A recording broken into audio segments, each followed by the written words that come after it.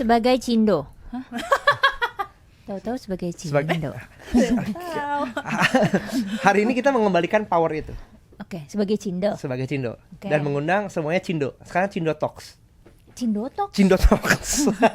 Wow. Oh, Cindo Talks. Cindo Talks ya. Oke, Cintoks. Kan maksudnya kan pernah dikomplain. Hah. Kok narasumbernya Cindo semua. Iya. Nah, sekarang kita kembalikan itu dulu. Iya, Gitu. sorry soalnya network kita Cindo semua. Izin ya. Karena spesifik hari ini kita akan ngebahas tentang BUMC. Betul, kita ngomongin cultural clash. Karena banyak yang belum tahu mungkin BUMC itu apa. Badan ya. usaha mirip Milik Cindo ya. Jadi supaya teman-teman paham juga. Tapi hari ini kita mau ngebahas tentang politiknya. Betul. Ya kan? Katanya kan kalau BUMC itu Keras. keras, Kerja. dieksploitasi. Tipes. Emang benar kayak gitu? Gak tahu.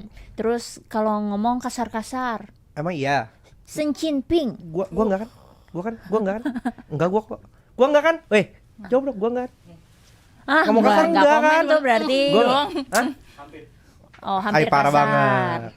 Ya udah, jadi hari ini kita panggilkan, kita hadirkan Teman kita, yang Cindo juga. silakan. Lydia. Lydia. Halo.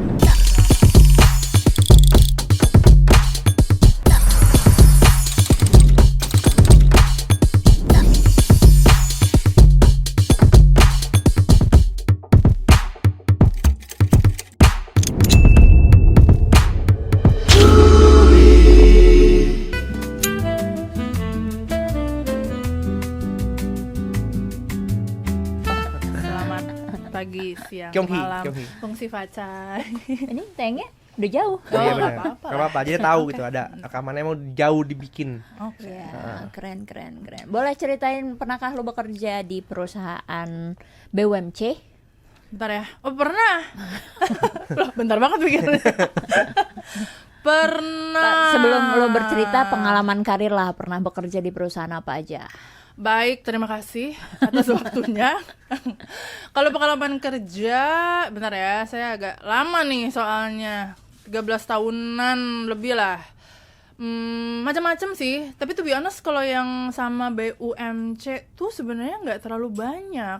Tapi berarti ada. lo melewati perusahaan dan bos-bos macam-macam. Macam-macam, ada yang corporate, startup pernah, sama yang international. Ada pemerintahan, ada juga. Terus industrinya juga macam-macam. Ada yang emang teknologi, ada yang pertambangan gitu misalnya. Aneh ada yang nih. kreatif. Aneh nih. Macam-macam. Tapi kalau yang sama BUMC waktu itu corporate sih dia. Oh, Jadi kalau lu bisa menggambarkan dalam satu kalimat ya, track record karir lu tuh gimana? Satu kalimat susah banget ya. Satu kalimat doang nih track record saya. Benang ruwet. Enggak sih, campur-campur. Lebih ke campur-campur. Jadi kalau gue tuh sebenarnya lulusannya FSRD. Tapi gue tuh tahu gue pingin ke arah branding marketing gitu.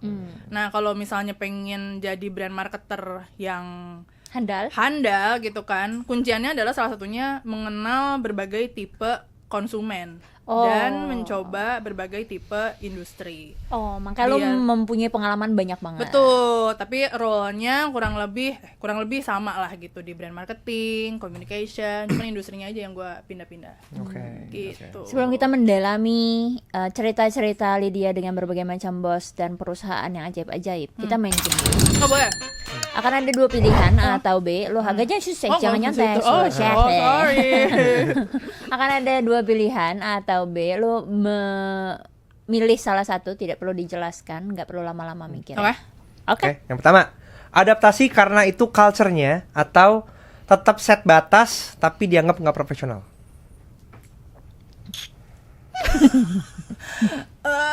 B. Oke.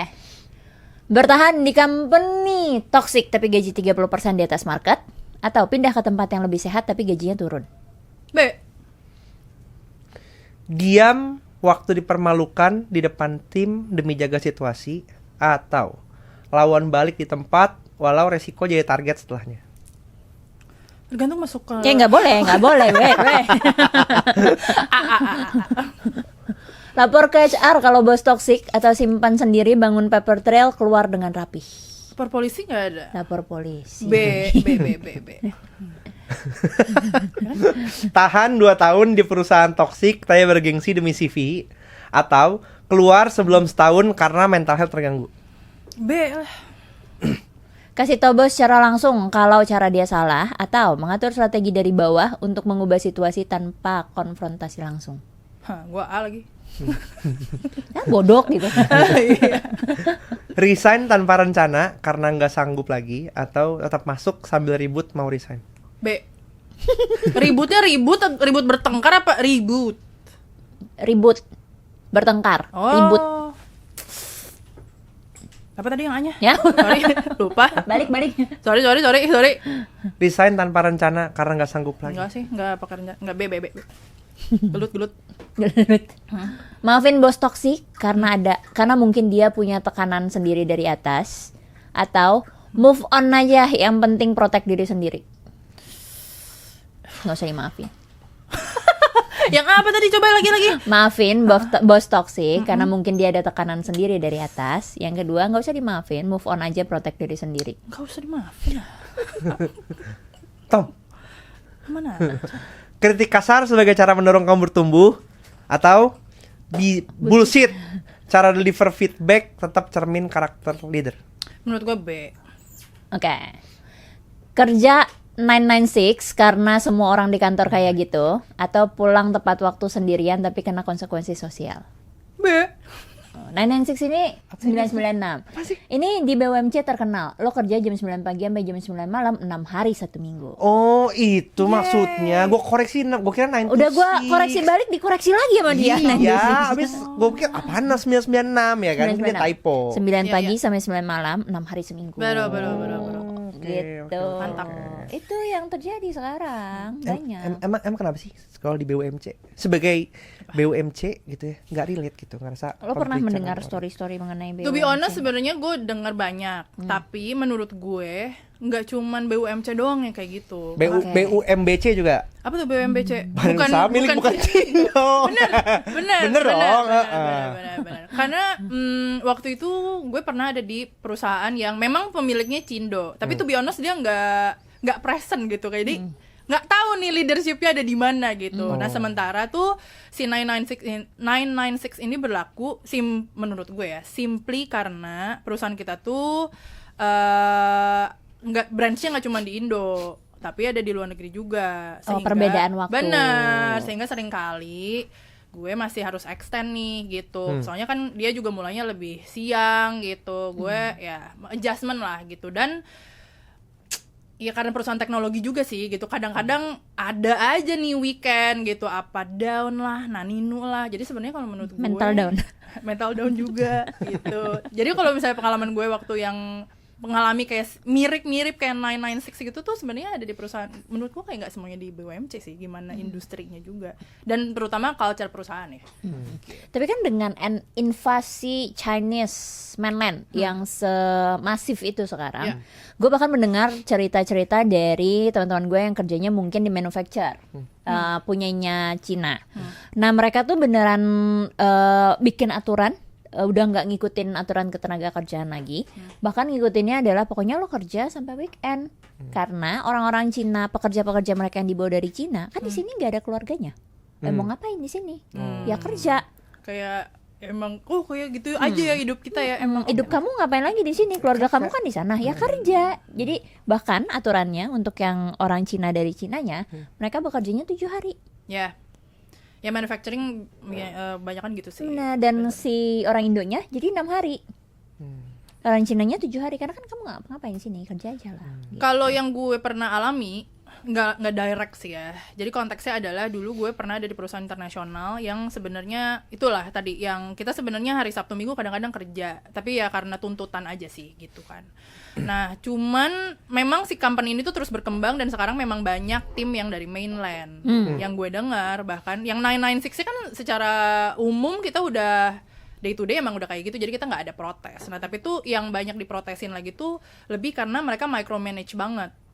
Jadi untuk kami semua di sana yang udah sampai hari Sabtu atau bahkan hari Minggu kerja pun, kita udah nggak apa-apa. Nah akhirnya kita pecah juga nih gara-gara teman-teman dari mainland ini micromanage semikronya tuh setiap hari, itu bahkan level VP tuh masih ditelepon gitu loh, pagi-pagi ditanyain, lo hari ini mau ngapain?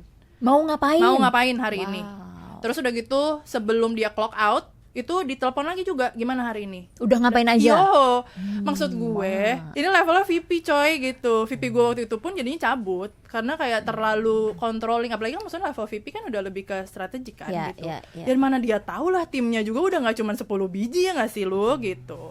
Gitu sih. Oh, ini tuh ini ya berarti ya. Ini BUMPCB. Gimana sih? Badan usaha milik beneran China banget. Oh, Ada juga. Ya kan, ini China banget Iya, ini kan? China Karena banget, mainland. China banget, mainland. Gua apa bingung. Tapi panjang tuh. kan tadi kita mau Cindo. Nggak, ini Iya. China banget berarti Iya, nih. iya. Ini beneran mainland. Tapi kan yang banyak terjadi adalah bos-bos ini kan banyak yang bahasanya mungkin karena culture juga kali ya.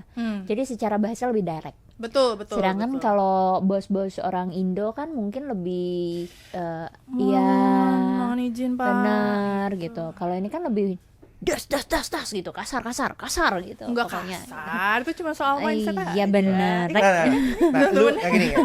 Lu Cindo ya kan? Dengan treatmentnya seperti itu, apakah lu merasa itu hal yang wajar? Dan dengan mungkin peers lu yang bukan Cindo, itu gimana pandangannya? Menurut aku bedain ngomong kasar sama being straight to the point ya. Meskipun kalau misalnya ngobrolin kondisi itu gitu ya, dengan situasi culture di Indonesia mungkin itu kayak tipis banget kerasanya. Tapi kalau menurut gue itu sebenarnya beda. Being straight to the point adalah kita bisa mengkomunikasikan direct apa yang menurut kita kurang baik, terus solusinya apa, sekarang kita ngapain gitu. Nggak ada embel-embel yang kayak muter-muter dulu nih gitu. Maksudnya muter-muter tuh ada juga kondisi-kondisi di mana yang kayaknya tuh kita ngerasa nggak enak, takut menyakiti peers kita lah atau bos kita lah, sehingga instead of langsung kita ngomongin sekarang masalahnya apa dan apa yang mau kita tawarkan, kita tuh malah ngomongin yang lain dulu, nggak tahu tuh mau membangun mood dulu kayak apa, nggak ngerti gitu. Nah itu namanya, kalau menurut gue itu straight to the point, aman aja. Meskipun kalau buat culture Indonesia somewhat itu dirasanya nggak sopan, karena saya juga pernah nih ditegur gara-gara itu tuh nggak sopan katanya. Nah tapi kalau misalnya kasar, menurutku tuh udah lebih ke yang emang bener-bener bahasanya kasar, atau kayak approach-nya juga kasar tuh, kayak misalnya kita tahu nih sebenarnya sebagai manusia tuh kan kita bisa ngobrol gini aja kan, terlepas lu misalnya marah banget atau misalnya lu sedih banget, kan kita udah adult, kita bisa ngomong gini. Tapi ada juga orang-orang yang nggak bisa ngontrol emosinya sampai kayak mukul meja di depan orang, teriak-teriak dari lorong, dan ini benar-benar ada yang kejadian kayak gitu. Oh, lu pernah ngalamin itu? Pernah? Gua Ada pernah. yang Lu pernah? Dipukul meja. ih, saya juga pernah dipukul meja. Saya Kaget tipis gitu, gak apa-apa gitu. Nah mukul meja, terus kayak ngomong kasar, nunjuk-nunjuk gitu, bahkan kayak misalnya negor dengan suara kencang di depan orang-orang. Menurut gue itu udah nggak sopan sih gitu. Tapi kalau misalnya again to your questions, kayaknya kalau misalnya di Indonesia kasar sama straight to the point itu sebenarnya tipis, tapi menurut gue itu tuh dua hal yang berbeda sih. Yang lo anggap sebagai verbal abuse kalau apa? Oh, lu udah ngomong kasar, tipe-tipe ini aja lah, red flag pacar red flag gitu ya. Gaslighting gitu kan, ngeghosting gitu, bipolar, kadang-kadang baik, besok aneh gitu, nanti besoknya lagi marah-marah, nggak bisa ditebak gitu, nggak stabil emosinya, ngomongnya kasar mulu gitu, marah-marahin orang depannya kayak pacar red flag aja. tapi gimana cara namanya manusia, benar. namanya leader kan. Benar. Masa sih kita nggak boleh marah, apalagi kalau ketemu tim yang mungkin belet gitu. Belat. Iya kan ya kan, satu kali ngomong izin. Masa ya kali yang leadernya kali izin, kamu salah nih ya kan. Iya. 2 kali 3 kali nggak masuk, lu ngerti gak gitu. Cina banget nih, lu ngerti nggak nih? Tapi menurut gue menjadi leaders itu, gue pernah nulis ini juga ya gitu di blog gue. Kata gue menjadi leaders itu mirip seperti menjadi orang tua gitu. Kita nih sama anak juga kan, kita apakah nggak boleh marah sama anak? Boleh. Tapi kan cara marahnya tuh macam-macam nih. Ada apakah mau cara marah zaman dulu VOC yang kita pakai tongkat, rotan, kita gebrak meja, teriak-teriak dari lorong, atau misalnya kita being adult aja gitu, ke healthy, mature adult yang kayak didudukin, ya kan bisa aja straight to the point aja gitu, tanyain aja gitu ke dia, nih gue udah 3 kali negur lu, gue udah ngasih tahu lu caranya kayak begini, ini nggak masuk di otak anda. Jadi caranya Ada otaknya. Gitu. Karena gue Pasif agresif jadi. karena gue pernah nih ada leaders yang menurut gue dia straight to the point dan gue suka caranya dia bekerja. Maksud gue dulu kan gue juga berproses ya, ada masa-masa di mana gue juga masih belet gitu ya. Nah, yang si bos ini lakukan ke gue adalah dia memberikan gue waktu untuk menjelaskan dengan cara gue. Terus udah gue jelasin berkali-kali, kemudian at the end of the meeting gue ingat banget dia bilang gini, Lid, aku udah denger kamu ngejelasin aku ini 2-3 kali, tapi I still don't get it. So it's either I don't understand this topik gitu ya, atau cara presentasi lu nih yang kurang bagus katanya. Boleh nggak kita cari waktu dulu, I will learn something about this first, and then lu juga cek deh gitu sama peers lo, sama manajer lu, apakah ini tuh si materi lu tuh udah oke atau belum, and then kita circle back ya 2 hari lagi gitu. Nah sehingga yang gue lakukan adalah gue report lagi nih ke manajer gue kayak gue udah tegur gini nih sama si level gue gitu kan ya, sama bapak ini dimarahin gitu. Nah terus ternyata kata manajer gue kayak, oh iya deck lu jelek, ganti semua, kenapa decknya kayak gini gitu. Jadi menurut gue ada cara-cara yang baik seperti itu gitu. Ada juga waktu pada masa-masa gue awal, gue ketemu juga sama bos-bos yang benar-benar straight to the point tuh, ngomongnya benar-benar waktu pas gue di agency ya, gue ingat juga di agency gue ngedesain, terus tiba-tiba dia datang nih di belakang gue, Lid, buka desain yang itu. Terus gue buka, delete katanya tuh ya, terus clear recycle bin, jadi kayak delete lagi. Terus dia bilang kayak, itu jelek banget, ulang semua gitu. Dimang mau yang gue mau adalah gini gitu maksud gue. Tapi kan itu juga sebenarnya butuh 2 sisi ya, maksud gue bos gue dengan caranya seperti itu menurut gue dia tidak kasar, menurut gue dia straight to the point aja, and kayak slightly humoris ya. tapi kan si humor ini juga kan ada batasnya nih kan. Kalau misalnya gue termasuk orang yang lagi sensitif, atau misalnya gue juga termasuk yang sensitif, atau guenya lagi moodnya nggak enak, mungkin gue juga bisa tersinggung gitu kan ya. So I think untuk kayak menentukan bedanya gitu ya, kasar sama straight to the point, atau misalnya kayak emang leaders boleh marah atau enggak, menurut gue boleh aja, tapi kayak kemasannya. But again, dibutuhkan juga maturity dari 2 pihak sih, nggak cuma leadersnya tapi juga si anak ini sendiri gitu. Dua-duanya memang berproses, dan dua-duanya bisa berproses dengan cara yang baik aja sih menurut gue gitu. Lo pernah mendapatkan pengalaman langsung kayak tadi kan, cuma kayak delete itu delete, recycle bin delete gitu. Pernah mendapatkan kayak, Lid, kamu bodoh gitu. Pernah. Dikatain bodoh, bego gitu. Iya, pernah. tapi waktu itu bentar ya, ada 2 pengalaman sebenarnya. Yang satu tuh satu tim. Jadi sebenarnya tim bos gue gitu yang dimarahin, dan itu benar-benar bos gue tuh emang si levelnya emang temperamental banget. Jadi emang sudah terkenal kalau dia nggak suka sesuatu tuh dia bisa gebrak meja, terus kayak nunjuk orang gitu. Wah, bahasa kasar banget. Dan memang cindo by the way. Iya gitu. Yang satu lagi pernah juga tuh dia benar-benar direct kayak, lu kok nggak bisa ngelit tim lo dengan baik gitu. Ini gue kok nggak ngelihat hasil kerja lu selama ini gitu. Lo pernah dimarahin di depan tim? Iya pernah dong. Pernah dong, kok jadi bangga? Sorry, nggak bangga. Apa yang lo lakukan kalau lagi dimarahin di depan tim? Nangis enggak di jangan nangis ya guys kalau Nangis lagi sambil dimarahin. Kalau lagi dimarahin di depan tim jangan nangis, karena percayalah itu akan bikin makin kompleks. Waktu itu yang gue lakukan adalah ketika gue dimaki-maki, gue tarik napas, kemudian gue sambil berpikir gitu. Dan sambil lempar pakai apa ya gitu. Oh enggak dong. Karena nanti mikir abis itu kalau ke situ nanti mikirnya di polisi saya ngomong apa, makin ribet. Jangan juga ya, kriminal, jangan. Jadi itu gue yang gue lakukan adalah mengatur napas sambil gue dengerin dia tuh marahnya di bagian mana. Kemudian gue sambil mikir. Nah setelah dia ada jeda tuh baru gue bilang kayak, oh oke, lo yang nggak sukanya di bagian ini ya ternyata gitu. Sebenarnya gue sudah melakukan A B C D, ini datanya kebetulan gitu. Nah kalau terkait yang waktu itu lo nggak mau, itu memang gue lakukan secara intentional karena bla bla bla bla. Jadi gue jelasin juga di depan anak-anak gue. Dan karena gue dimarahin di depan tim gue, sangat penting untuk gue menjaga tone gue berbicara dan cara gue merespon. Karena menurut gue sebagai leaders kan kita harus tetap menjaga atmosfer kerja ya. Dan anak-anak itu juga kan look up to the leaders. Kalau misalnya leadsnya sendiri ketika dimarahin kemudian dia nangis gitu kan, ya itu makin panjang tuh urusan gitu. Urusan sama bos lu gak kelar, kemudian urusan sama tim lo nih nanti bakalan berkepanjangan. Gitu sih yang waktu itu gue lakukan. Dalam kita berorganisasi gitu ya, realitanya kadang belum tentu ketika kita dimarahin itu kita tuh salah. Benar. Ya kan? Benar. Ada kala dimana mungkin atasan kita itu emang lagi pengen ngomel-ngomel aja gitu. Ada energi berlebih yang pengen mau dikeluarkan gitu. Mungkin karena pressure dari atasannya lagi kayak gitu. Seberapa penting sih kita harus mengklarifikasi apa yang menjadi perspektifnya dia terhadap situasi yang dia lihat saat itu dengan realitanya yang mungkin ada gapnya kayak gitu. Ada tips yang sampai sekarang dijadiin mantra sama gue dari bos kedua gue.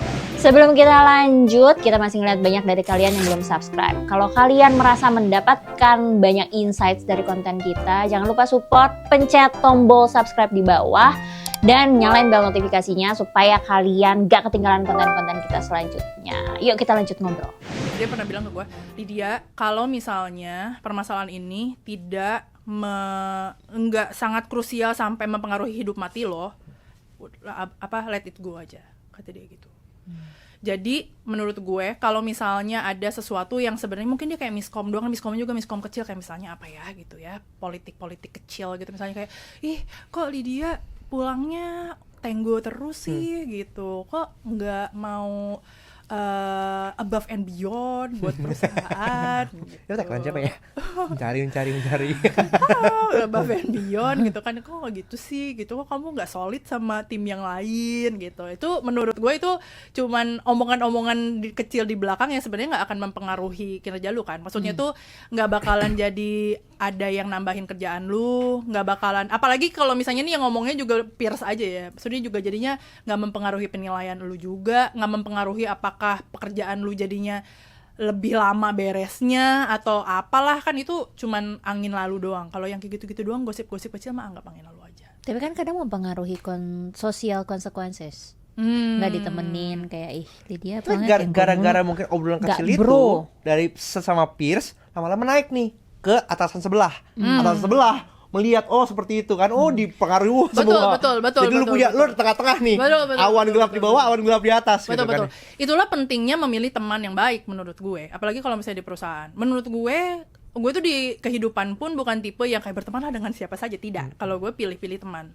Dan ketika kita ada di perusahaan, itu tuh semakin penting sih memilih siapa temannya. Bahkan kalau misalnya dulu ada manajer gue juga yang bilang, kamu tuh harus cari sponsor, kata dia gitu. Jadi di sebuah perusahaan tuh tetap harus ada teman sama sponsor kalau menurut kayak gue. orang alkohol ya. Punya sponsor. Kalau teman ini kan lebih ke ya udahlah gitu, yang lu bisa curhatin, yang bisa kalau misalnya lu pengen nangis tipis, nah dia nih gitu yang akan menjadi sandaran lu gitu. Nah satu lagi kalau sponsor itu adalah yang nge-backup lu kalau misalnya tadi tuh ada badai-badai terjadi tuh, ada gosip segala macam. Jadi si sponsor ini most likely harus yang jabatannya lebih tinggi dari lu. Gitu. Nah, apakah dia harus kayak direct supervisor lu? Would be great if yes. Tapi kalau misalnya enggak pun enggak masalah. Kalau lu bisa kayak tiba-tiba temenan sama founder lu, itu lebih bagus lagi menurut saya ya, untuk menjamin hidup Anda. Kan banyak orang yang berpikir jangan menganggap teman kerja teman. Gitu. Iya. Jangan percaya siapapun. Iya, jangan percaya teman kerja. Tadi lu bilang lo tipe yang milih-milih teman, bahkan di personal dan di profesional. Kita ngomongin profesional. Gimana cara lo memfilter nih orang bisa jadi teman di profesional gua atau nih orang bisa jadi sponsor gua? Kalau gue mulai dari yang ini dulu ya. Teman kantor sama teman biasa gitu ya, apakah bisa digabung atau enggak? Kalau gue pribadi, gue tipe yang gue pisahin sih.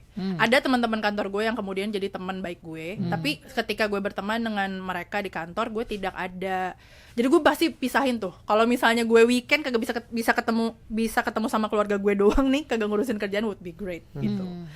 Nah kalau misalnya, tapi itu menurut gue beda-beda ya, gimana lo setting up your boundaries. Nah perkara gimana caranya milih teman dan sponsor, itu memang harus pelan-pelan sih menurut gue. Kalau misalnya nyari sponsor, tentu saja carilah gitu ya manajer-manajer yang secara cara kerja mirip sama lo.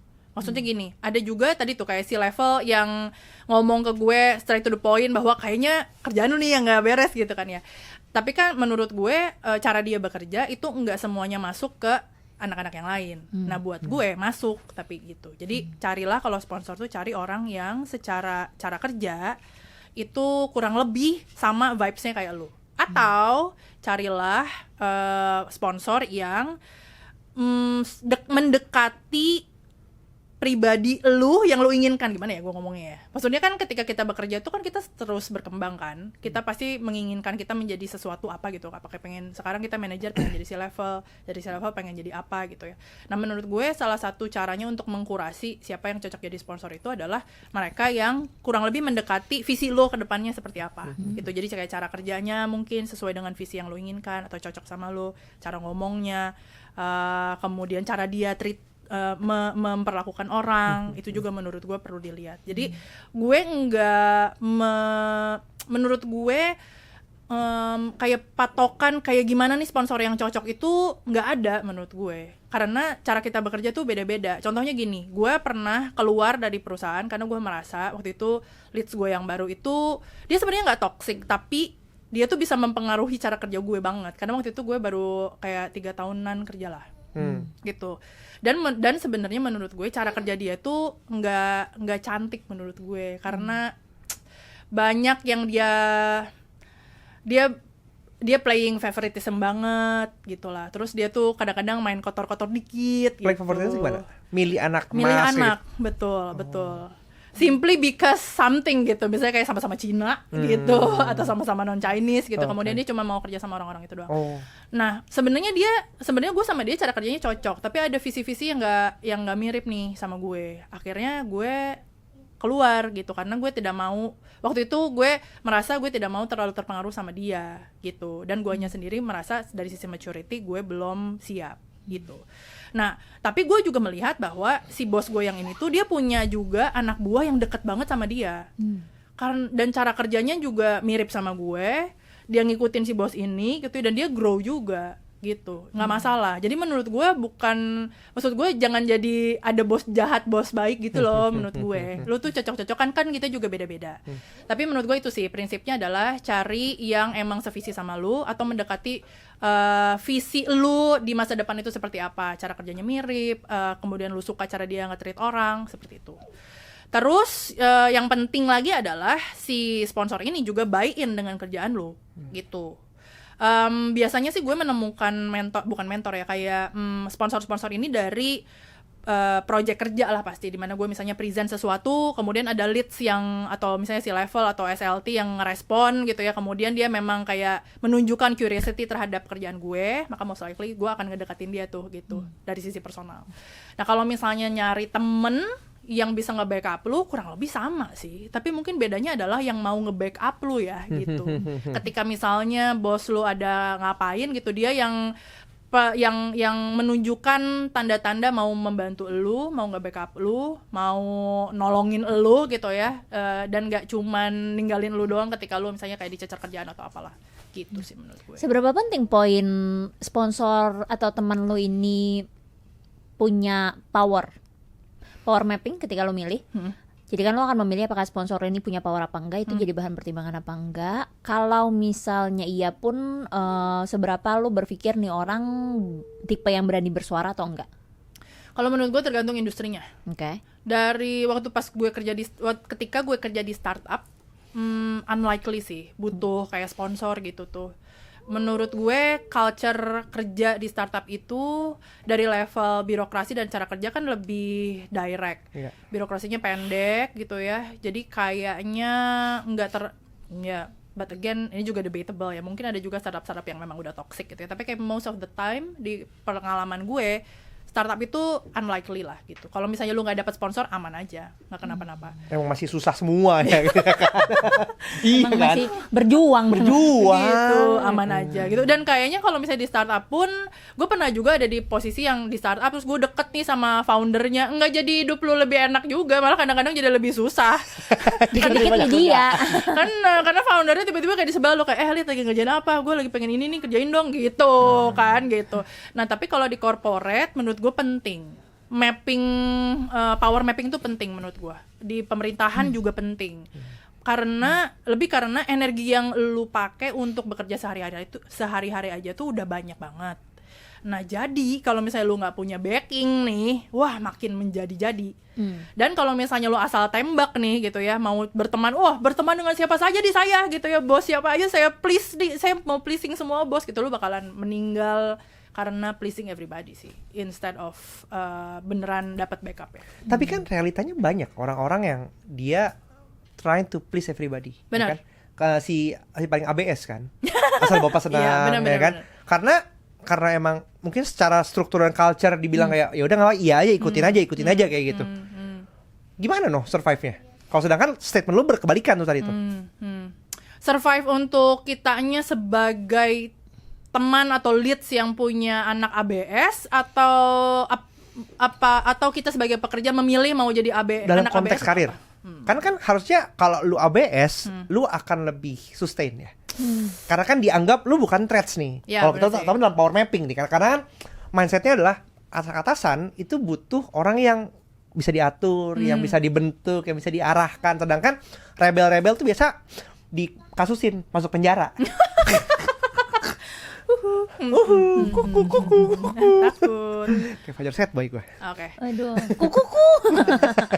Dulu gue pernah punya pengalaman tim member gue ABS. Konteksnya adalah, jadi kita punya ada direktur macam-macam kan, tiap departemen pun beda-beda. Nah si anak ini itu dia memuja direktur lain lah, karena dia memang sebenarnya dia pingin pindah ke divisi yang ini. Cuman jadinya di tim gue dia nggak perform, karena apa yang project yang kita kasih ke dia malah nggak dikerjain kan, dia malah ngerjain yang lain nih gitu. Nah jadi waktu itu, jadi kalau misalnya konteksnya adalah mau jadi ABS atau enggak, menurut gue ya tergantung apa yang ingin lu capai sih gitu, dan seberapa banyak energi yang lu punya. Kalau misalnya menjadi ABS itu lu energinya banyak gitu ya, karena in a sense ketika menjadi ABS itu kan berarti lu juga harus siap untuk menerima pekerjaan-pekerjaan aneh dari bos. Iya benar. Kan kapan aja gitu kan ya. Nah kalau misalnya itu adalah jalan ninjamu, ya boleh aja gitu. Tapi kalau misalnya gue pribadi sih, menurut gue sayang aja sih. Menurut gue sayang aja. Sih energinya. Iya sayang aja energinya. Dan gue rasa kan kita itu kan hidup panjang ya. Maksudnya tuh hidup karir itu juga panjang. Karena maksudnya gue juga ketemu sama teman-teman yang udah mature, umurnya 50 tahun, tapi dia juga masih explore jenis perusahaan lain, jenis skill lain. Maksud gue opportunity tuh banyak banget gitu. Kalau misalnya kita menghabiskan energi kita hanya untuk menyelamatkan posisi yang kayaknya nggak seberapa gitu ya, just because we are afraid to lose something, menurut gue sayang aja sih gitu. Tapi kalau kalau itu jalan ninjamu ya boleh. Tapi kan kalau kita ngomongin culture, perbedaan culture ya nggak usah ngomongin Indonesia lawan China ya.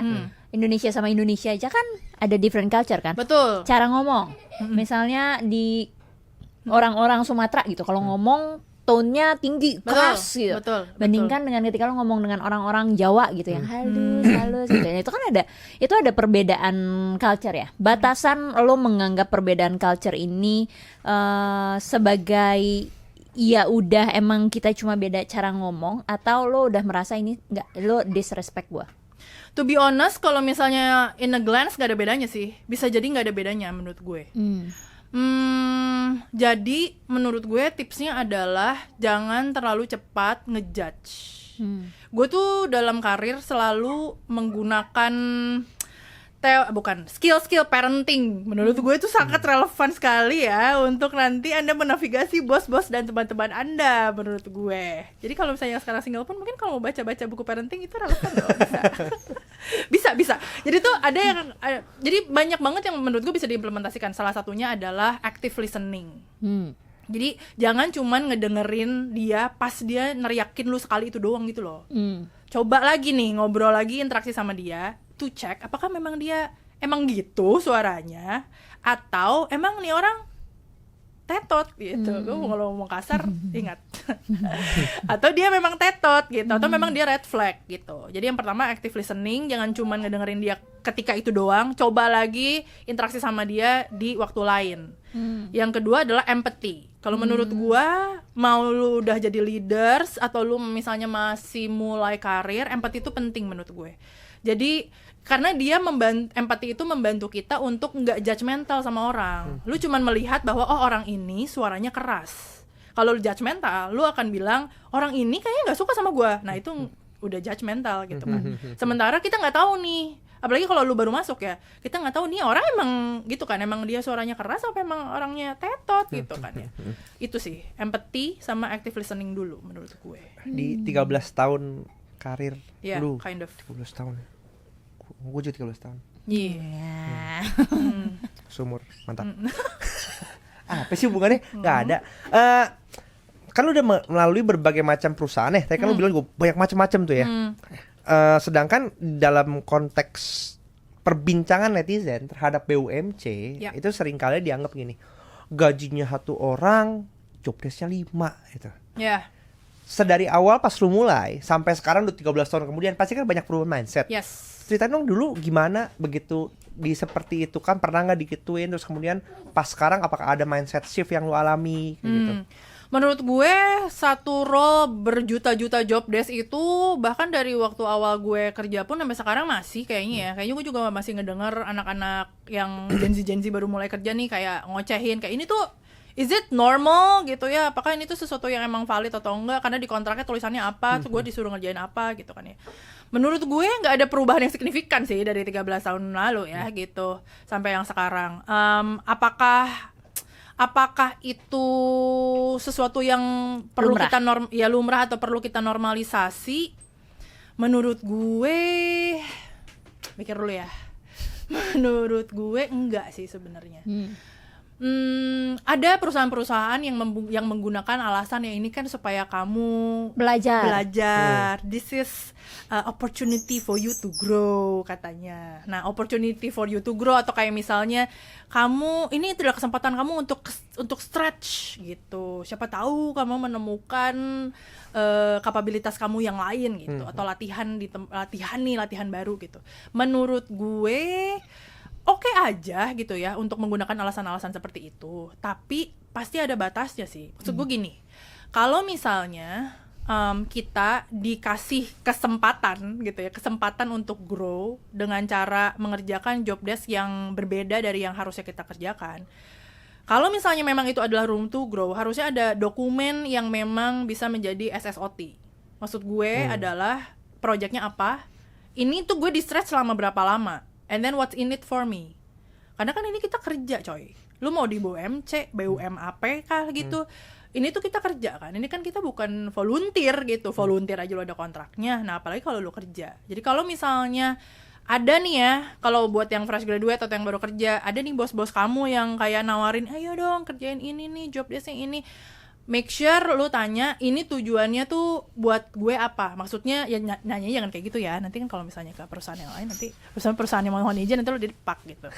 Bilangnya lebih ke oke, gitu. Ini kayaknya menarik, tapi boleh tahu nggak menurut bapak, ibu atau kakak-kakak, menurut kakak-kakak tuh aku bisa menumbuhkan atau bisa growing talent aku di mana ya gitu kalau misalnya gue ngerjain ini. Jadi lu tanya what's in it for me-nya di situ.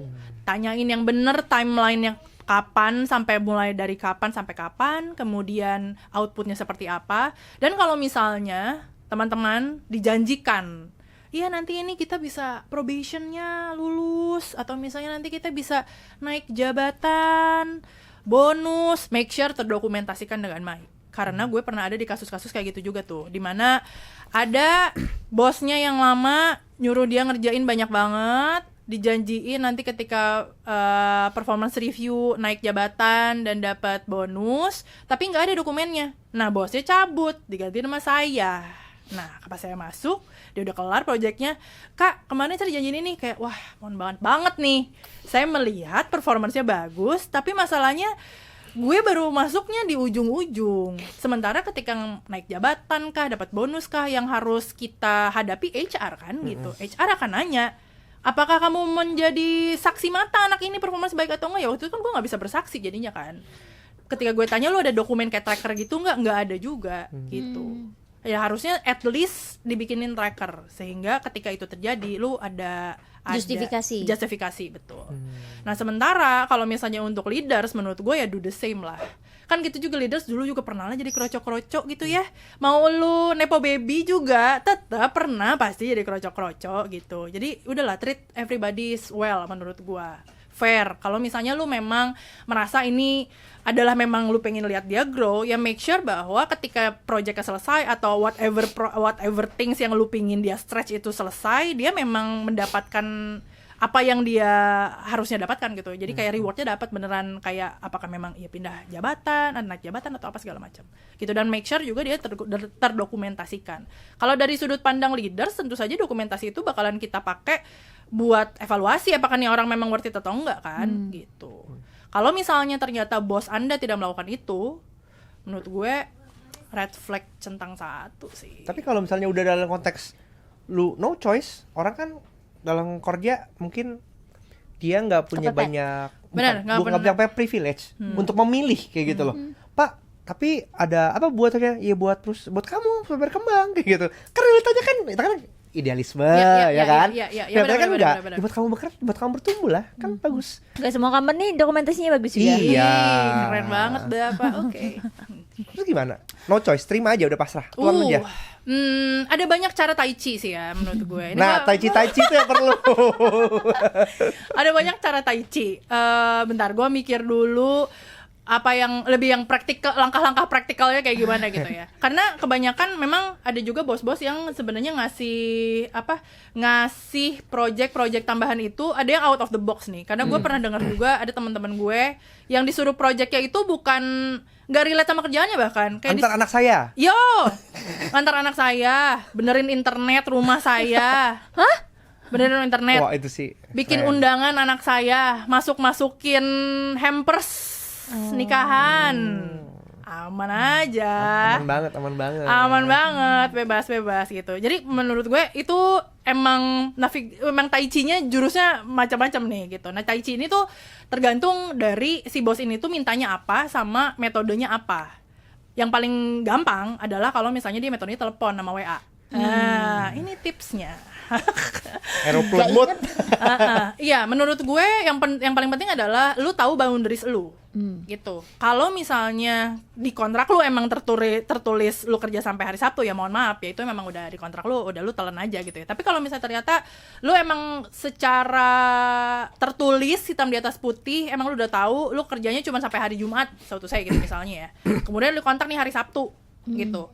Lu memang punya hak sih untuk kayak nggak reply itu telepon gitu. Bahkan kalau misalnya pun lu udah lagi buka WA nih, terus kayak cetung nih bos lu masuk nanyain kayak ini bisa nggak gitu, lu juga punya power banget dan lu punya hak banget buat bilang oke, Pak, Bu, ini saya terima ya Bu, tapi saya akan kerjain di hari Senin.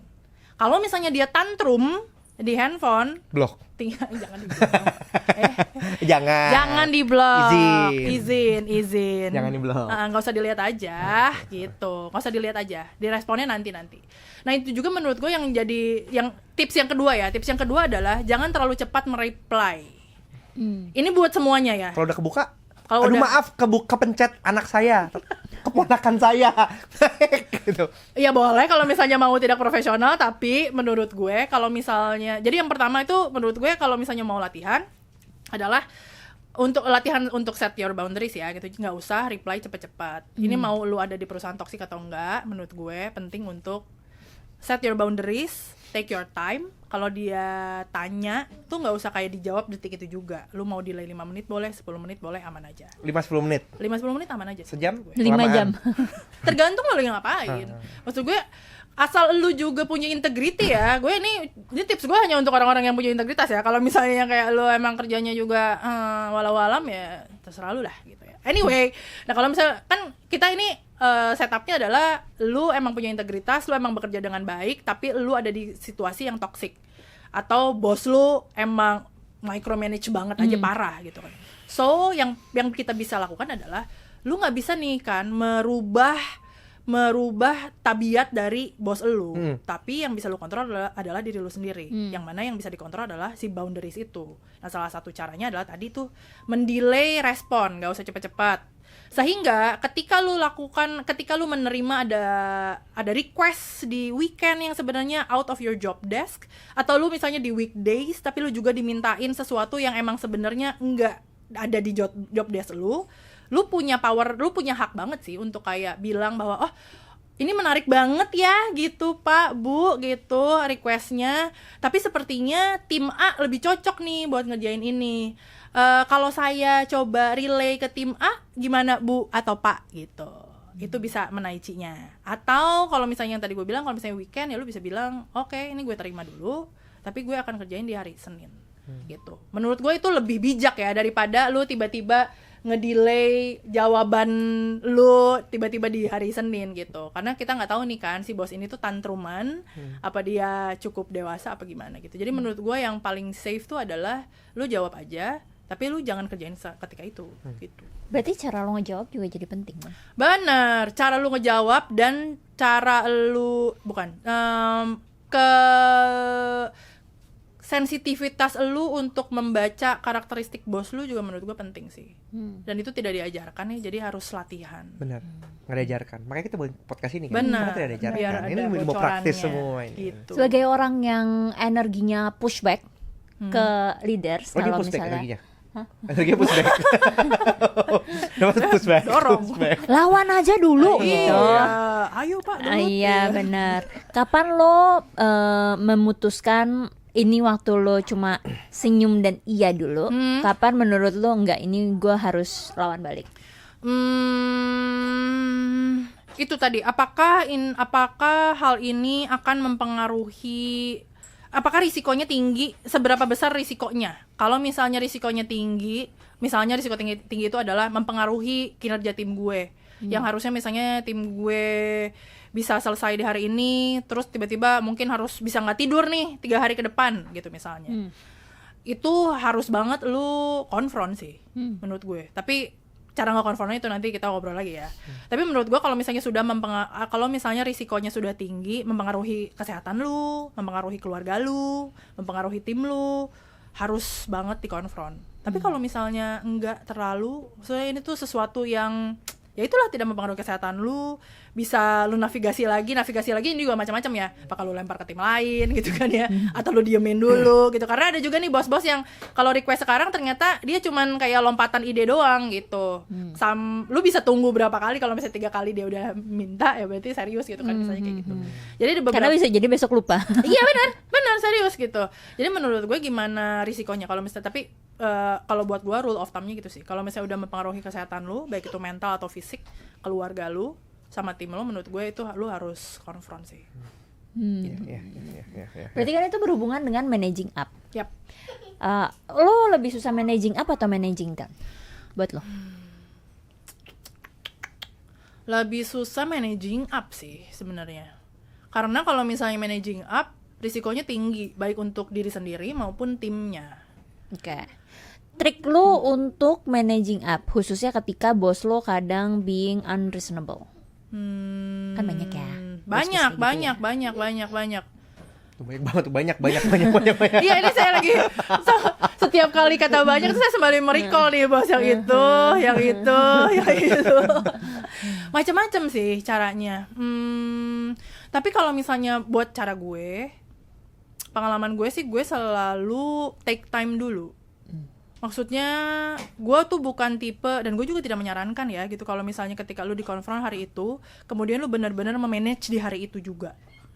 Menurut gue secara teori tuh sangat mirip ketika kita lagi ada di relationship sih gitu. Ketika lu lagi berantem sama pasangan lu, atau lu lagi berantem sama anak lu gitu, sama keluarga lu, kayaknya hasilnya nggak bakalan terlalu signifikan sih ketika saat itu juga. Kemudian lu setelah berantem gitu ya, kemudian setelah itu lu kayak tiba-tiba ngobrol, kayaknya nggak masuk sih.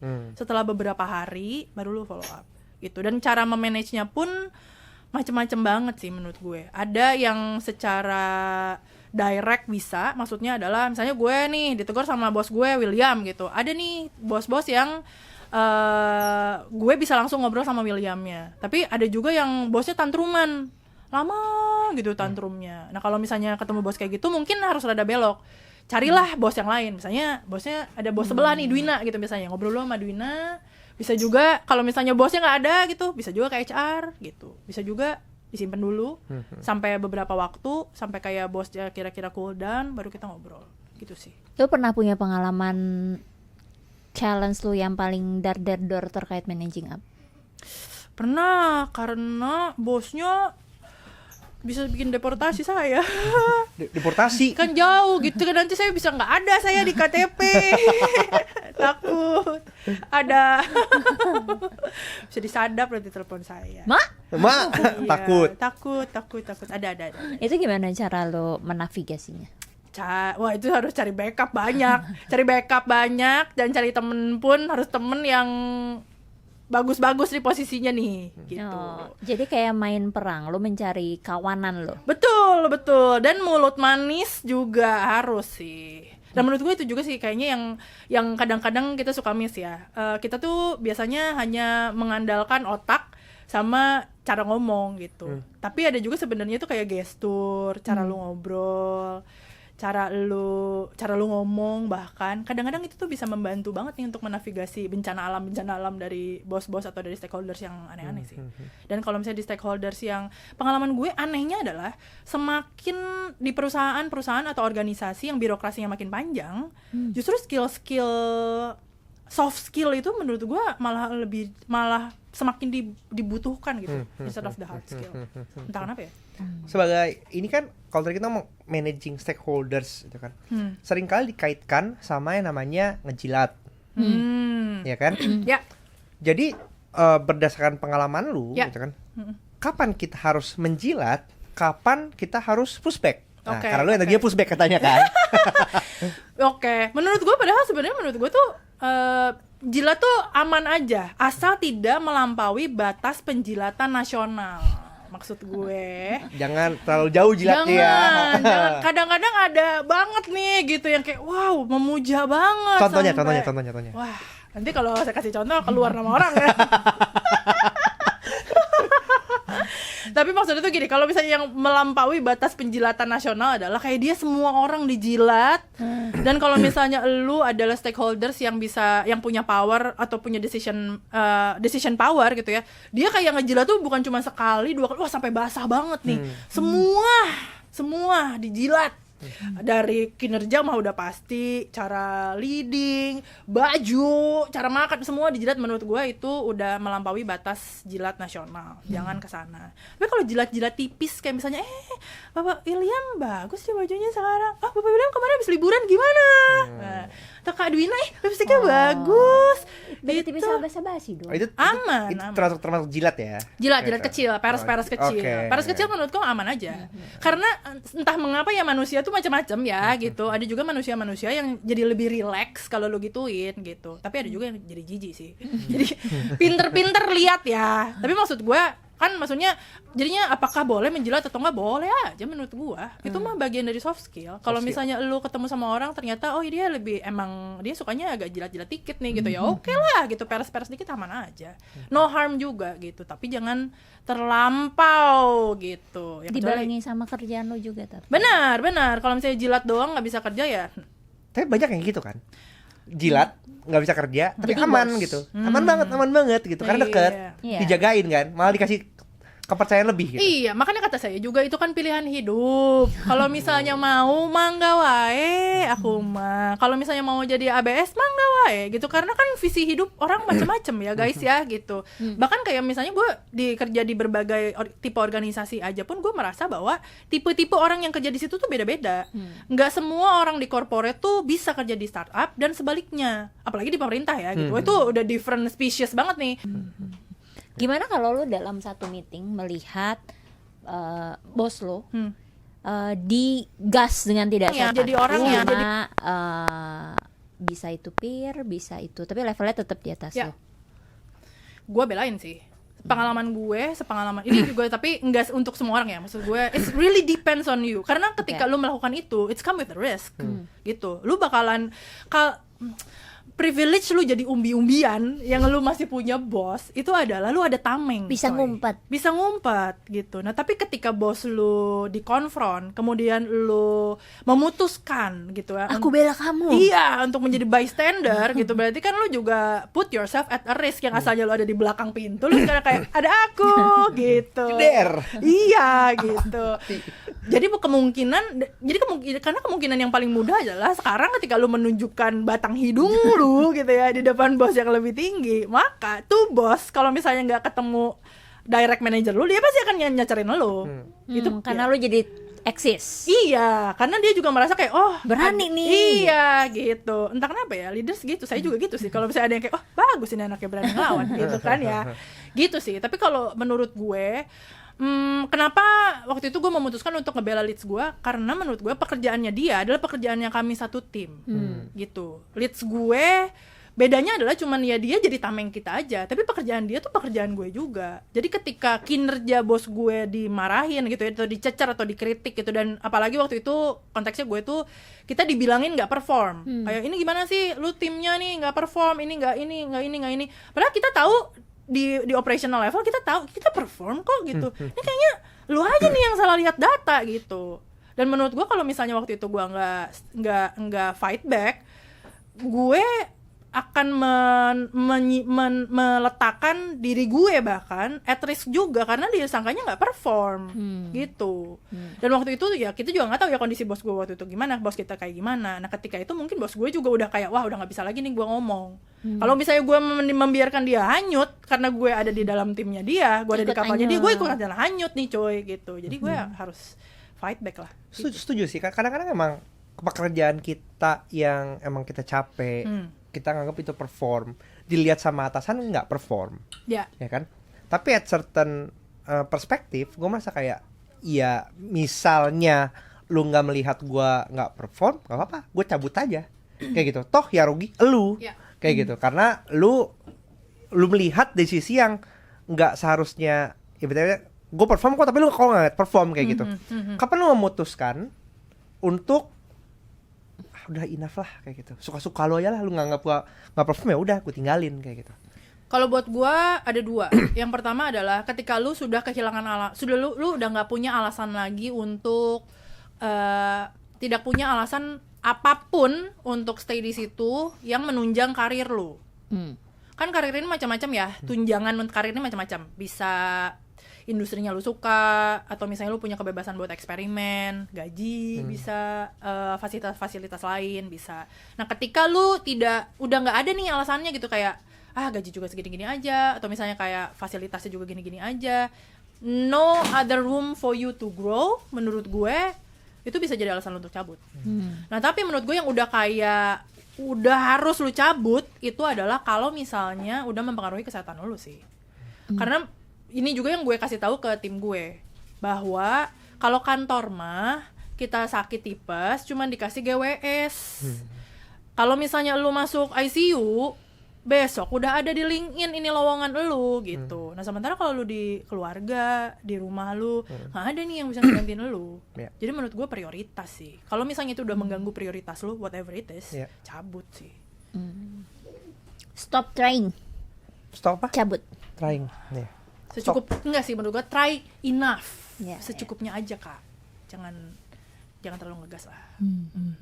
Kapan karena kan banyak orang yang mungkin merasanya adalah ketika lu bisa cabut semudah itu, kayak tadi William bilang, ya udah kalau menurut lu gue nggak perform ya gue tinggal cabut gitu. Tapi kan ada beberapa orang yang mungkin pertimbangannya lebih banyak ya ketika mau cabut. Kalau gue cabut nanti gimana nih? Iya, punya tanggungan dan segala macem. Menurut lo, saran lo sendiri, apa yang harus dilakukan atau bisa dilakukan untuk orang-orang ketika, gimana cara navigasinya ketika quitting itu nggak possible untuk dilakukan immediately? Nah, gua kasih konteks sebentar. Okay. Kemarin baru interview gue. Terus? Kita lagi interview. Terus kemudian salah satu interviewinya cerita, dia udah lama kena layoff. Karena apa? Dia bilang gini, atasan gua itu udah senior nih, kalau dia di layoff nanti susah cari kerjanya lagi. Gua masih lumayan muda lah, gua jadi layoff deh. Wow. bisa gitu. Gokil ya? Oke. Bisa gitu. Baik ya. Baik, ini Yesus kayak ini ya. Iya. Berujung dia nganggur sampai sekarang. Nganggur sampai sekarang. Serabutan, It kerjanya susah. been 4 years. 4 tahun. 4 tahun. Serabutan susah banget kerja sekarang. Terus gua sebagai orang yang itu, aduh kasihan gitu. William dan kasihannya. William udah kasihan ya. Tapi tunggu tadi ngomong apa ya lu? Tapi Buat ini mereka yang gak punya privilege. benar. Oke. Ini kayak Quit dia immediately.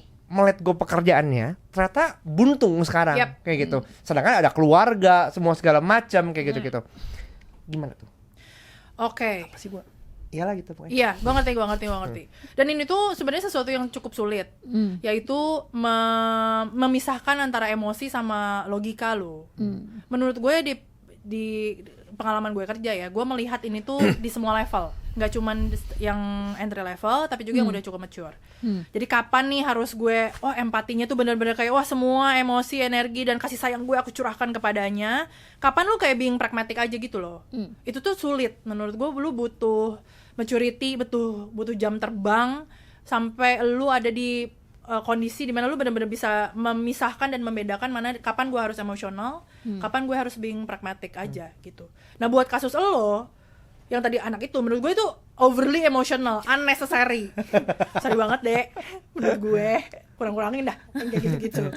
Kerja mah kerja aja menurut aku, jangan ngerasa kayak aduh nggak enak nanti kalau misalnya dia yang di layoff, dia nanti keluarganya kan kamu juga sama aja. Dia merasa dia punya poin plus karena dia lebih muda. Enggak gitu. Lagi susah sekarang ya. Menurut gue enggak sih, ketika lu nggak susah juga menurut gue nggak tahu ya, buat gue sih nggak make sense. Kerja tuh sebenarnya harus, karena menurut gue kerja itu harusnya utamanya based on performance coy, gitu. Perkara usia, gender itu nggak, doesn't matter, performance aja gitu. Karena kalau misalnya tadi tuh ada 2 anak nih yang di layoff, ya mendingan menurut gue tanya aja ke leadsnya, ya menurut lo performance-nya yang lebih oke yang mana, udah gitu. Kalau misalnya ternyata teman baik lo yang di layoff, ya mohon maaf aku sayang kamu sebagai teman, tapi ternyata performance aku lebih baik, ya wes aman aja gitu. Nanti aku takut dia nggak mau temenan lagi sama aku, ya kalau misalnya setelah itu dia nggak mau temenan sama kamu, ya berarti dia bukan teman yang baik, cari temannya lagi yang lain, udah gitu aja. Jadi menurut gue itu ya penting untuk mendistinct between emotion sama being practical. Dan kalau misalnya buat kerja, menurut gue being practical is very important. So to the questions of kalau misalnya gue nggak ada di posisi yang gue nggak bisa cabut sekarang nih, aku nggak punya tabungan, ya jangan cabut. Jangan. Saya pernah juga punya tim yang kayak gitu, Kak. Terus gimana gue endure-nya? Saya mau cerita dulu nih, cerita teman saya. Soalnya takutnya nanti ada penonton yang kayak begini juga. Penonton nggak tuh? Dia kayak gini juga. Ini banyak ditemukan di anak-anak yang early entry soalnya. Kak, aku nggak suka sama kerjaannya. Kak, aku nggak cocok sama kerjaannya. Kak, aku nggak suka sama dia. Aku nggak bisa ngomong sama tim itu. Aku mau keluar. Terus gue tanya, lu kemarin iPhone iurannya, cicilannya masih berapa kali lagi? 16 kali. Dibayar pakai apa tuh cicilan? Setahun lebih tuh. Gak tahu kan, nanti aku cari aja freelance. Mudah, menggampangkan. Jangan kayak gitu Kak ya. Jadi tipsnya adalah kalau misalnya lu nggak suka sama apapun itulah ya, gitu tadi yang gue contohin gitu kan, dia kan nggak suka sama apa kerjaannya, nggak suka sama peersnya, nggak suka sama timnya, culture perusahaannya gitu. Oke, aman aja, valid. Semua perasaan yang kamu rasakan itu valid, anak-anak, teman-teman, valid gitu. Tapi sekarang karena kita lagi ada di dunia kerja dan kehidupan ini bukan main game, nggak bisa remedial gitu ya. Jadi memang benar-benar harus dipikirkan secara pragmatis. Oke, you don't like the situations, valid. And then what's next? You want to go out. Oke, valid juga. Nah, tapi lu lihat dulu nih kantong Anda dan cicilan Anda. Apakah lu punya tabungan yang cukup untuk menghidupi lu dan membayar semua cicilan iPhone Anda itu dalam waktu 3-6 bulan lah? Seenggaknya, kalau lu bisa punya lebih setahun gitu misalnya, would be great. Aman aja kalau lu punya tabungan 3-6 bulan, atau kalau safe to say 6 bulan lah. 6 bulan buat kayak lu bayar kosan, bayar makan, segala macam, lu hidup enak ya, nggak tiba-tiba lu tipes ya gitu ya. 6 bulan lu nyaman, lu mau keluar sekarang karena whatever reason, cabut menurut gue. Tapi kalau misalnya lu kayak, wah enggak nih Kak, aku masih punya cicilan, atau aku baru punya baby, atau kayak anak gue masih sekolah, menurut gue lu coba pikirin lagi deh. Dan yang paling penting adalah setelah lu mikir, lu coba nego gitu. Menurut gue, mau orangnya ini gue boleh ngomong kasar gak sih? Boleh. Oh boleh, tapi ada rasa ya, jangan. mau sejelek apapun bos lu ya. Karena gue juga ada nih bos yang gue juga ngerasa wah ini harusnya lu lapor nih lu gitu. Kalau lo mau sejelek apapun bos lu, menurut gue sebenarnya pasti ada seseorang yang bisa lu ajak ngomong. Nah, diajak ngomong ini tapi memang outputnya nggak selalu bisa menyelesaikan masalah lo ya. Tapi seenggaknya ada orang lain yang bisa menjadi yang bisa mendokumentasikan kejadian itu sehingga bisa menjadi saksi kalau misalnya ada apa-apa dan bisa membantu lu untuk menavigasi nih. Mungkin secara solusi gitu ya, mungkin lu nggak bisa kayak langsung dipindahin aja ke divisi lain, mungkin enggak gitu. Tapi seenggaknya ada tameng lah sedikit gitu. Atau misalnya kayak kalau dari 10 tantrum gitu ya, yang biasanya lo harus hadapi sendiri, ini sekarang mungkin bisa dikurangi jadi 8 tantrum. Menurut gua aman aja sih. Another thing yang bisa dilakukan adalah you can always ditch the emotions at work. Maksud gua gini, gua bukannya encouraging ya, tapi maksud gue kalau misalnya lo ada di kondisi yang emang lo nggak bisa apa-apa lagi, but you have to stay, lo sebenarnya bisa juga lo jadi robot aja coy. Yang maksud gue ya lo kerja aja. Dia mau ngomong kasar kek, dia mau ngapain lo kek, anggap nggak ada aja. You only talk to this person only if you need it. Kalau lo nggak butuh nggak usah. Kalau lu bisa ngomong sama orang lain, ngomong sama orang lain. Dia marahin lu gitu ya, ya udah lu nggak usah dengerin, lu cuman dengerin requestnya aja. Soal misalnya dia kayak, ini gambar lu jelek banget, pipnya nggak usah didengerin, lu cuman cukup denger aja. Oke, gue nggak suka gambarnya, ganti jadi udah kerjain itu. Tapi tadi karena lu bilang ini banyak ditemukan di entry level, mereka yang baru mulai masuk ke dunia kerja, itu kan juga kadang ketika tahan dulu buat memperkuat CV lo atau ngumpulin pengalaman lo dulu, lo akan memberikan saran itu kalau apa? Kalau nggak make sense kayak yang tadi gue itu kan, kayak gue nggak suka, maksudnya gue akan suruh dia tahan kalau misalnya alasannya itu adalah sesuatu yang sebenarnya very easy to negotiate. Kayak gitu lah, lu nggak suka kerjaannya, lu itu bisa banget tuh negotiate, ganti aja projectnya, aman. Lu nggak suka timnya, itu juga sesuatu yang bisa aja, lu ajak ngomong aja orangnya. Dan kalau misalnya lu udah ajak ngomong orangnya, terus waktu orang kagak berubah, lu juga bisa kagak usah ngeliat mukanya dia, kerja aja, nggak usah makan siang bareng, mana aja. Ganti gitu. orang lain. Iya. Gak usah makan siang bareng, seberapa penting makan siang sama teman kerja? Ini pertanyaan beneran nih. Bener. Seberapa penting tergantung role lu menurut gue. Kalau role-nya Karena udah kan makan siang part of political game. benar. Menurut gue tergantung role lu.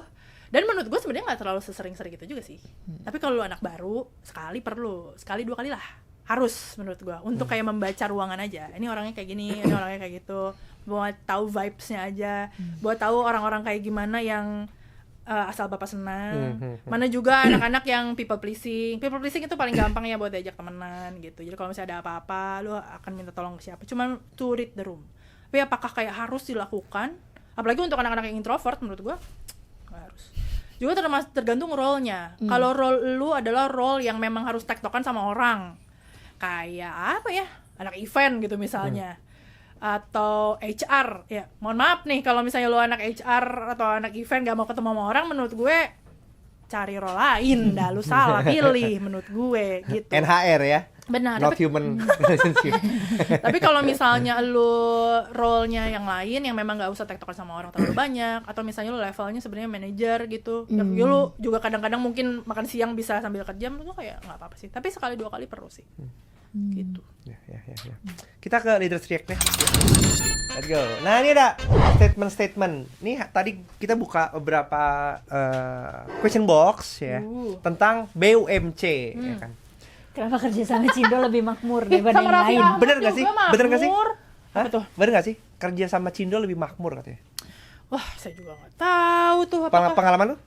Pengalaman gue. Taruh. Yang satu makmur, satu lagi makmur lagi. Iya lagi makmur. Lebih generous gitu. Iya sih, disayang gitu. Maksudnya meskipun kerjaannya astagfirullah. Tapi emang fasilitasnya oke sih. Tapi apakah bukannya itu supaya memacu lo bekerja lebih baik, mereka kasih fasilitas? Ya nggak apa-apa dong. Kan namanya juga kerja. Kerja kan tukeran value, aman aja. Menurut gue sih. Kayaknya kita semua juga kayaknya oke aja ya kalau misalnya mau disuruh on call gitu. Asal kayak fasilitasnya on par aja sih kalau gue. Kayaknya mau soft VPL gitu sih. Jadi to that question, kenapa kerja sama Cindo lebih makmur dari yang lain? Pengalaman gue sih memang iya sih, lebih makmur. Tapi sebagai Cindo, kenapa itu kita lakukan? Karena bentar ya, karena laki gue juga punya usaha kan. Dia pun memang sayang sama timnya.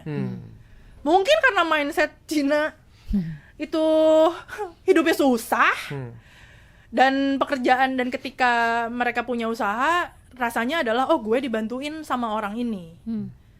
Jadi gue juga punya tanggung jawab untuk memberikan dia fasilitas sesuai dengan kebutuhannya. Cukup lah gitu. For konteks kayak misalnya si laki gue nih, mungkin kalau gajinya mungkin kayak UMR aja, tapi dia tuh ngasih fasilitas kayak misalnya makanan, ada masjid yang bagus, ada tempat tinggal, ada kebebasan buat ngapain aja. Misalnya kayak mau ada mancing pak weekend boleh. Gitu. Gitu sih. Ini kayak mindset aja. Ini ada. Tapi bos kurang ajar juga banyak coy yang Cina. Nah itu sekarang ada lagi nih dari Mariana Marcelin ya. Kenapa kalau di BUMC jam kerja, gaji, benefit memang tidak seloyal itu? Nah ini kayak kebalikannya kan. Kalau tadi katanya royal banget, yang ini kok enggak. Ada yang gitu. koret banget. Pelit perhitungan. Pelit perhitungan. Kayak Iya gitu. gitu kayak stereotip Cina banget ya kayaknya. Pelit perhitungan, kayaknya meres banget. Ya menurut gue seperti manusia pada umumnya aja, orang Beda-beda. Bisnis gitu ya. nggak mau rugi kayaknya kalau itu. Work in BUMC isn't as cruel as the people say, and it's the best place, to become excellent at work. Pengalaman lu kerja di BUMC sama BUMBC Capek ya, Bel. Iya. Mana emang enakan di mana? So far emang BUMC lebih enak sih. Iya. Iya. Lo pernah Lebih royal. Lo pernah di family company? Family company ada klien gue sekarang yang family company. Oh. Ini ada yang bilang unpopular opinion, lebih menantang perusahaan keluarga ketimbang sekedar Cindo. Iya sih benar. Dulu gue pernah, ini klien gue juga sekarang family punya sih, Cindo dan family company family. Politiknya bukan, pemetaan stakeholdersnya lebih rumit. Oh ini bahasa bijak, pemetaan stakeholders. Pemetaan stakeholdersnya lebih rumit. Gitu lu benar-benar harus tahu harus ngelobi siapa dulu, ngomongin apa, terus harus jadi kayak jangan ngelangkahin siapa gitu sih. Sebagai wanita ini ada statementnya, prefer cowok supaya nggak cuti lahiran. Pernah nggak lu merasa didiskriminasikan saat hiring karena lu wanita? Saat hiring nggak pernah, tapi waktu pas lagi probation pernah. Bukan probation sih, performance review. Pernah. Gue pernah waktu itu dia bilangnya, Lydia, kayaknya performance kamu turun nih. Is it because you become a mother? Anjay, keren. Enggak, gara-gara lu directionnya nggak benar. Gimana? Ini ke saya yang salah, saya jadi ibu, salah Anda. Asli waktu itu yang gue jawab adalah kayak, oh enggak, kata it's not because I'm become a mother, it's because the company direction is not clear, kata gue. I've been asking this for a long time, kata gue udah bikinin lu beberapa rute, kata gue. Lu nggak bisa decide nih company dan lu nggak bisa decide kita mau kemana, dan ya gue juga nggak bisa ngerjain apa-apa. My role is activation gitu. I'm activating your brand. If you doesn't know where the brand wants to go, ya gue nggak bisa ngerjain apa-apa. Terus jawab apa? Ya itu gue jawabin itu. Enggak, dia jawab apa? Dia diam lo gitu. Dia diam. Nah terus udah gitu beberapa hari kemudian tuh gue resign. Emang gue pindah company juga. Nah setelah itu dia masih ngomong lagi kayak, enak ya jadi perempuan, katanya you have a privilege to choose whatever role and whatever job you want. Kalau nggak suka tinggal cabut, Iya. karena yang tetap tanggung jawab utama Iya, laki. dia bilang gitu, curhat loh waktu ya. Kalau gue kan gue harus mikirin keluarga gue harus mikirin apa gitu. Sayangnya waktu itu gue nggak langsung mikir untuk kayak ngejawab lagi, karena gue tuh tidak merasa itu abuse. Karena gue ngerasa kayak oh yaudah dia paling curhat doang. Nah pas gue cerita ke bos gue yang lain yang orang Europe, dia langsung kayak it's abuse Lydia, harusnya lo bisa report itu. Apa dia ngomong kayak gitu? Kenapa dia jadinya ngebedain lo sama perempuan sama laki-laki? Kata gitu. Dia aja kali nggak bisa bayar istrinya. Dan cicilan istrinya. Susah emang katanya hidupnya. Oke. Yang kedua, kisah diambil dari salah satu followers. Wow, apa nih? Aku mau cerita tentang kerjaku ini. Sebelumnya mau disclaimer kalau maybe ini dari sudut pandang aku, meskipun kayaknya nggak semua perusahaan itu setuju. Sekarang lagi probation sebuah BUMC. Awal masuk masih aman, kayak masih adaptasi. Emang lama kelamaan red flag-nya kelihatan banget. 1, bos pilih kasih keras Cina yang benar-benar pilih kasih banget. 2, kalau rekrut orang, bos maunya yang Chinese sama Kurus. Wow. 3, perusahaan ini menganut cross management di mana ada beberapa direktur bisa langsung ngatur semua divisi, tapi implementasi berantakan dari atas sendiri, nggak mau introspeksi. Para direktur sendiri sering saling ngomongin, bahkan diagnosa salah satu direktur jadi narsis. Aku belajar psikologi, jadi anti banget yang main diagnosa kayak gini deh. Apalagi sampai nyebarin kemana-mana. Yang paling sering yang bikin aku mau resign berapa bulan ini, bos sering ngancem buat pecat-pecat orang. Padahal orang itu baru kerja dari 1 bulan. Bingung kenapa turnover rate tinggi padahal kelakuan begitu ada. Sebenarnya banyak lagi red flagnya. Apalagi udah hampir 10 tahun tapi tidak ada peraturan perusahaan, gaji di bawah UMR, bosnya suka plan ubah rencana hamil 1 jam. Kalau bad mood pasti semua ditolak. Terus dia sendiri nganggap semua kerjaan gampang dan gak penting kecuali sales. Dan bilangnya ini perusahaan keluarga. Keluarga. Iya, ini rangkumannya. Oke. Apa nih pertanyaannya? Reaksi. Kasih Ngapain? komen aja. Menurut gue banyak lagi yang kayak gini. Kemarin ini juga gue dicurhatin kayak gini. Katanya bosnya bipolar gitu, berubah-berubah. Terus kayak ngomongnya kasar. Hari ini happy, besok aneh lagi. Itulah, tahu nggak bisa ditebak. Menurut gue ini masih banyak sih. Dan yang bos pilih kasih keras Cina itu gue ngalamin juga. Oh, pernah juga gitu. Pernah. Cina? Itu gue keluar tuh salah satu alasannya karena gitu. Itu benar-benar gue ngobrol sama peers gue. Kita tuh kayak berdua sama-sama perform gitu ya. Terus udah gitu kita tuh kayak kok bos ini gini ya ke gue ya, Lid? Bos itu enggak gitu ke gue, kata gue tuh. Padahal kita kerjanya gini-gini. Terus udah gitu kita diem hening bentar, terus kata gue kayak gue tahu gara-gara lo bukan Cina, gue Cina, jadi lebih gampang masuknya gitu. Tapi itu yang bikin gue keluar sih. Itu tadi contoh yang gue cerita soal bos yang mungkin bisa mempengaruhi gue menjadi jahat. Tapi kan lu yang lagi preferable saat itu kan. Kenapa lu keluar? Jijik aja. Menurut gue itu nggak sustain ya gitu. Karena kalau misalnya lu jadi anak emas, memang ada privilege-nya, tapi ada juga yang bagian busuk-busuknya coy. Ada apa-apa gue yang ditelepon. Emang gitu. Pasti gue yang akan selalu kayak, udah mali dia aja, semua mali dia aja. Saya juga punya kehidupan lain gitu. Okay. Dan selain itu memang dia juga, menurut gue itu bukan cara yang bijaksana ya. Dan gue juga kan tadi gue bilang kalau misalnya mau cari sponsor, cari yang memang sevisi. Gue nggak mau jadi leaders yang kayak gitu cuy. Lu mengukur performance orang dari lu Cina dan kurus, menurut gue sih wah ada yang salah nih gitu. Dan Dia mau ini kali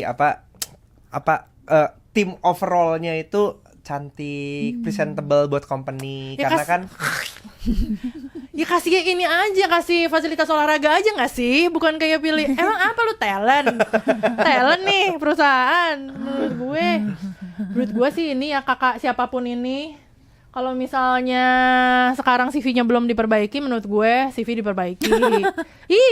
LinkedIn dibagus-bagusin menurut gue. Jangan open to work.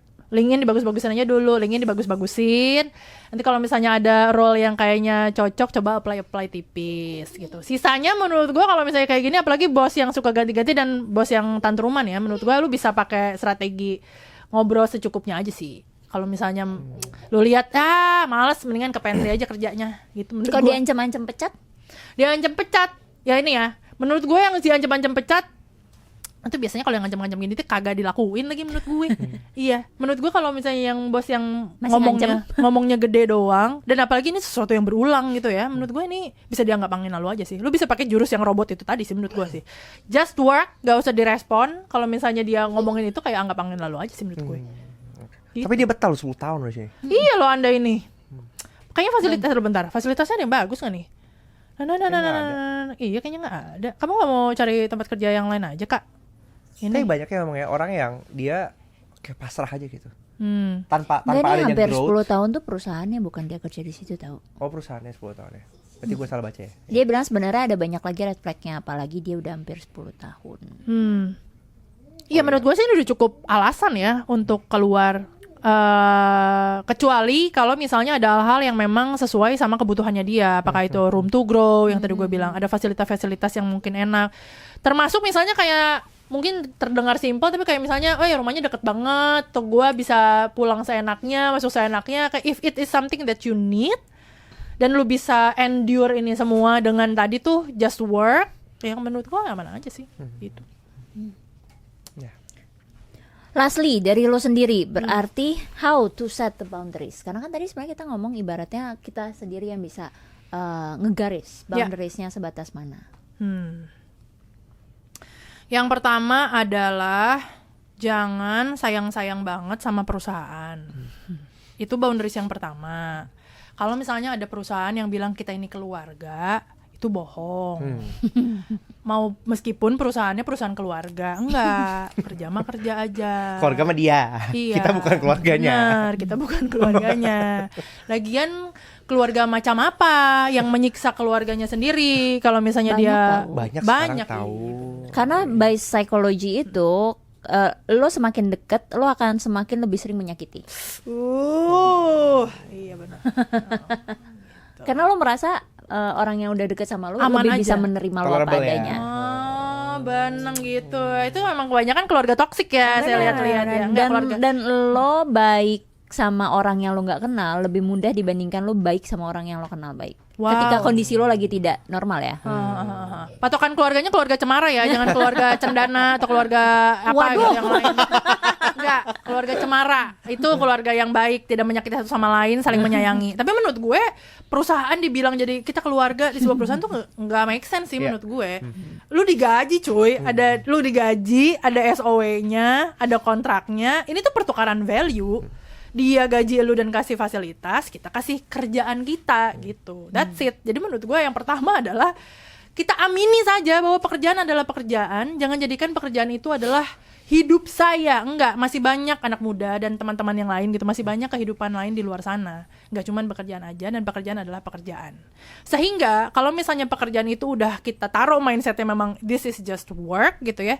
Berarti yang akan kita toleransikan adalah sesuatu yang memang berhubungan dengan pekerjaan dan karir kita gitu. Beyond that, jangan ditolerate. Yang butuh ditoleransi yang sesuai dengan karir growth kita kan berarti apakah dia memberikan kita ruang yang cukup buat kita belajar hal baru, membantu kita buat berani untuk bereksperimen, mengukur dengan baik, sukses bersama gitu kan ya. Mencari solusi bersama. Kan ini kan kerjanya juga nggak cuma sendirian, kerjanya tim. Karena ada juga nih perusahaan-perusahaan yang kayaknya tuh ya gue udah bayar lu, ya pokoknya lu kerjain aja, terserah lu kerja sendiri gitu.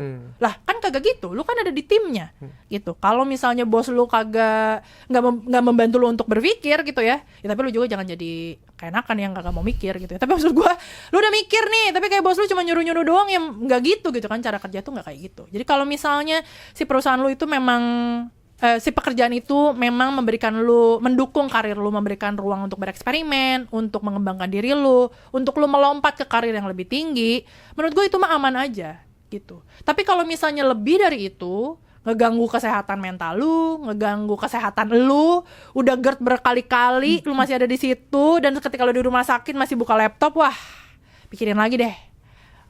Laptopnya. Pikirin lagi deh apakah mau stay di company itu atau enggak. Is this the career that you want or not? Atau ngeganggu hubungan lu dengan keluarga lu, ngeganggu lu dengan anak lu. Menurut gue itu udah enggak nih gitu. Tapi menurut gue yang paling penting kesehatan sih kayaknya. Kalau misalnya itu udah ngeganggu kesehatan lu, bikin lu kayak wah belum ke kantor tiba-tiba udah mules mulu, menurut gue itu udah sebuah tanda-tanda mungkin lo harus mengconsider ulang sih apakah ini tuh lu udah set out the boundaries, udah have you set the boundaries right or not gitu. Terus menurut gue yang lainnya lagi adalah keberanian sih. Ketika lu sudah, ini juga tapi catatannya lu menjadi pekerja yang berintegritas ya, lagi-lagi gitu. Kalau misalnya lu kagak bisa kerja terus kayak tiba-tiba lu ngomong-ngomong aja mau konfront mah kayak mohon maaf. Nah kalau misalnya lu adalah pekerja yang memang gawainya udah oke gitu ya, lu udah mengerjakan sesuai kapasitas lu, bahkan kayak above and beyond gitu kan ya, make sure bahwa lu juga berani untuk berkomunikasi. Kamu sudah punya KTP, kita sudah bekerja, berarti kita sudah dewasa. Kalau ada masalah harus ngobrol. Meskipun tadi gue bilang kalau misalnya ada apa-apa gelut aja gitu ya. Menurut gue, maksud gue gelut itu adalah bagian dari ngobrol. Iya, bagian dari ngobrol. Utarakan. Betul. Ada di pengalaman gue di mana gue ditegur gara-gara nggak sopan katanya. Karena kayak kok Lydia masih muda gitu ngomongnya sama yang senior. Padahal saya peersnya kan sama aja sebenarnya. Sehingga itu mengganggu kinerja tim gue sama timnya dia, dan mengganggu kinerja gue sama dia. Yang gue maksud gelut adalah ketika gue tahu nih, oh ternyata dia nggak suka sama gue. Yang gue maksud gelut adalah lu berani untuk kayak gue tahu lu nggak suka sama gue, kayaknya lu ada masalah nih sama gue, kita duduk bareng yuk kita obrolin gitu. Nah, ketika misalnya kita melakukan itu, maka kita juga harus siap si orang itu tuh menyecar balik gitu kan ya. Ya nggak masalah, maksud gue kalau misalnya dia nggak suka ya dia bilang kayak ya gue nggak suka sama lu soalnya kayak gini ya nggak apa-apa. Kalau dia Obrolin nggak aja. ngomong di depan lu, Ya udah kita aminin aja, pokoknya kan kita udah initiate gitu. Kalau misalnya dia nggak mau ngomong ya itu aja yang kita amini. Tapi maksud gue berani gelut tuh gitu ya. Kalau misalnya lu melihat ada sesuatu yang kayaknya ini tidak benar, ya omongin aja kayak tadi tuh, bos lu udah tahu kita kinerjanya udah oke, tapi bos lu dicecar, ya speak up aja cuy gitu. Atau misalnya lu juga ngelihat ini kayaknya kerjaan gue kayaknya oke aja, tapi kok dia ngelihat gue nggak perform nih, mungkin dia belum lihat kerjaan gue mungkin gitu ya, ngomong aja gitu, tapi ngomongnya harus ada landasannya cuy. If you want to speak up, make sure lu punya data yang jelas dan landasan yang jelas. Jangan soalnya kalau lu nggak punya landasan yang jelas, data yang jelas, lu ngomong kosong doang, meninggal. Gitu. Oke, taps. Jadi kalau ditarik kesimpulannya, sebenarnya mau kerja di BUMC, mau kerja di BUMBC, mau kerja di BUMBCB, sama aja sebenarnya. Isunya adalah gimana caranya lu punya boundaries, ya kan? Bahwa pekerjaannya adalah pekerjaan, dan komunikasikan apa yang menjadi kegusaran lu. dan balik lagi ke kesimpulan kita di season lalu juga, leaders tuh ya human aja, dan mungkin nggak ada yang salah, nggak ada yang benar. Balik lagi cari yang memang cocok sama apa yang lu cari, apa yang lu suka, apa yang lu mau. Itu. Oke. Thank you Lydia. Terima atas kasih. obrolan saya. Dan kalau misalnya kalian punya pandangan lain, tulis di kolom komen. So sampai ketemu di episode selanjutnya. Bye. Terima kasih ya udah nonton sampai habis. Kita juga masih punya banyak konten lain yang bisa membantu kalian untuk berkembang menjadi leader yang lebih baik lagi. Cek videonya di sini.